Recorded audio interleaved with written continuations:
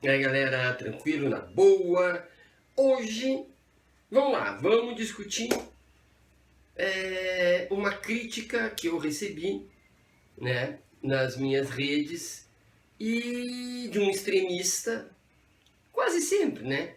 Eu recebo de extremistas e utilizando-se do senso comum, como também é característica do extremista.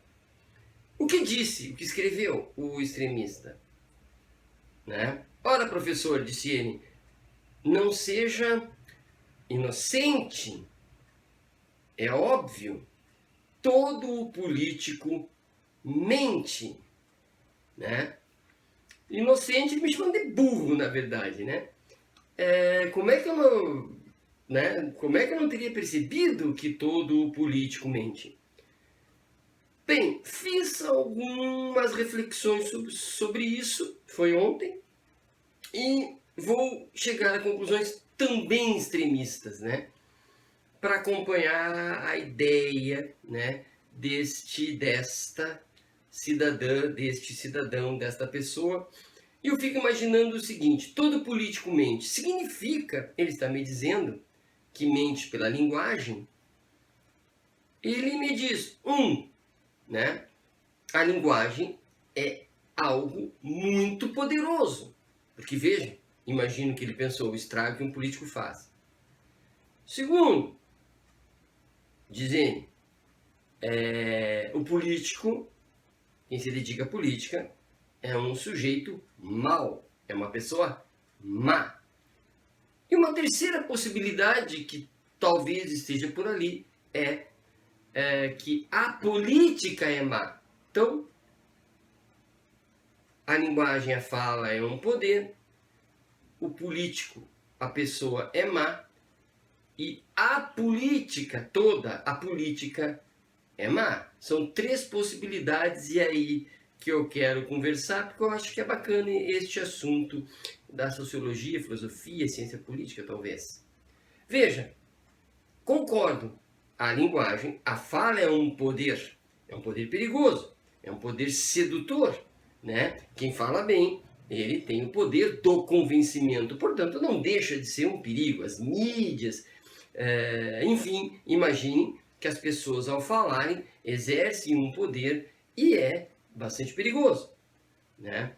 Agora, por outro lado, vamos imaginar que nas democracias o poder a priori que deve e pode ser usado é o poder da linguagem, da fala, do convencimento. Na democracia, os demais poderes vêm depois. O poder de polícia, o poder de impor leis, né? O poder de julgar as pessoas vem sempre depois. Por quê? Porque em uma democracia a imposição deve ser evitada e o diálogo, o convencimento é o que deve ser valorizado. Portanto, democracia e poder de fala, poder de argumentação, poder da linguagem, poder de convencimento deve ser sim algo bastante valorizado. E tudo aquilo que vai contra, que reduz, que limita o poder de argumentação, de convencimento, deve ser visto como exceção em um país democrático.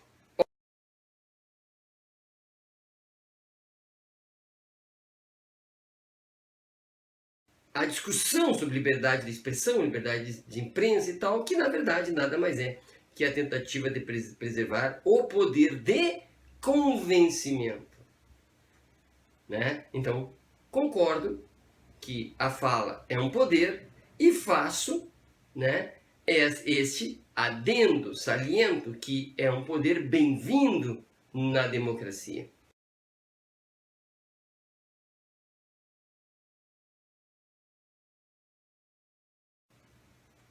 A segunda inferência que eu faço, né, do que da crítica, né, todo politicamente, etc, etc.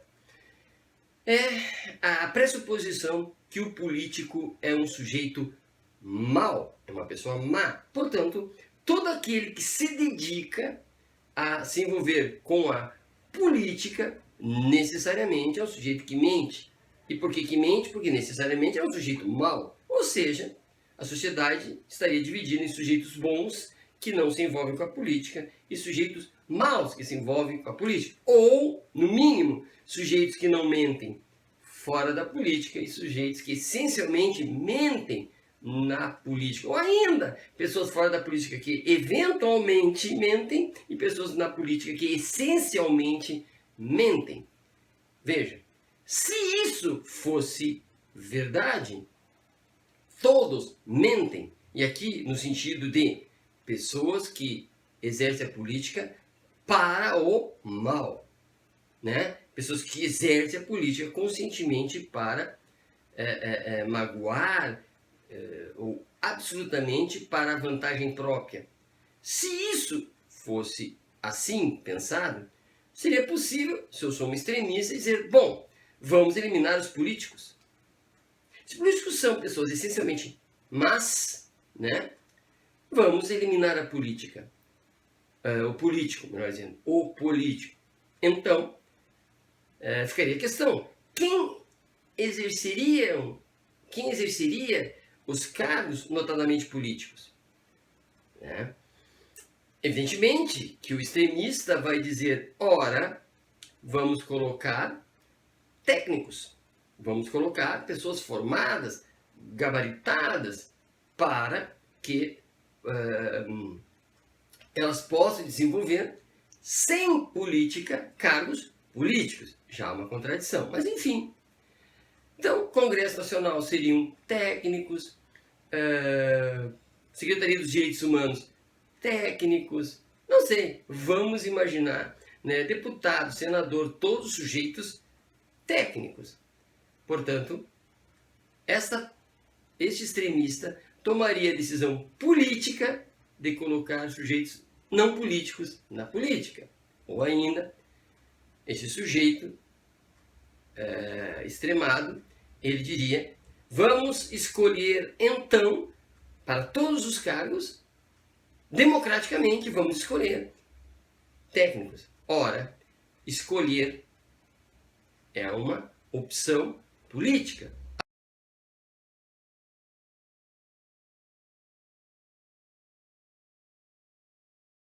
Em inúmeras situações, as decisões não são técnicas, são de outro nível.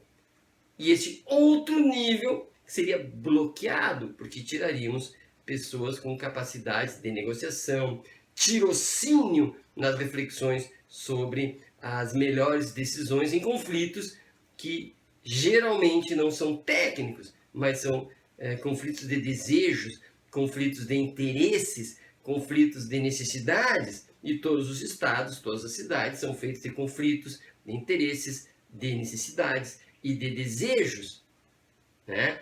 Então, técnicos não vão, não devem, não podem trabalhar conflitos de desejos, conflitos de interesses, notadamente porque são técnicos.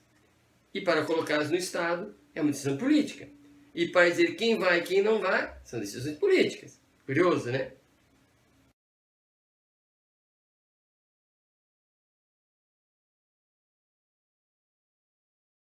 E por último, poderíamos pensar então, seguindo as reflexões, né, imaginando que esse extremado ao me criticar estaria pensando, né, ele poderia estar me dizendo, não, professora Milka, eu estou dizendo que a política é má. Aí seria extremo do extremo do extremo. Não seriam nem as pessoas más, seriam a política. E aí nós temos que pensar, mas o que é mesmo a política? A política é a negociação. Política é uma espécie de jogo. Política é a arte do convencimento. Lembrando que de todos os poderes, o convencimento, o poder de convencimento é o melhor, é o principal, o resto é secundário. Então, vejam, política é convencimento, política é negociação, política é avançar, retroceder, política é o espaço da humanidade do humano, onde o que mais aparece realmente é o que o humano é, desejo, né? Interesses, amores, afetos. E esse é o espaço da política. Então, poderia se extremar e dizer: vamos eliminar a política, vamos eliminar a linguagem neste espaço da negociação. Não há política. Vamos imaginar, portanto, por consequência, um Estado sem política. E com isso quer dizer um Estado que não negocia, um Estado técnico, que entende, que percebe a necessidade de uma ação e ele vai e realiza a ação. Para esse Estado, que não há política, também não há, de certa forma, povo, ou pelo menos povo enquanto vontade, enquanto interesse, enquanto desejo. O que existe é questões técnicas que devem ser resolvidas e, portanto, ele vai e resolve. Isso me lembra os estados teocráticos.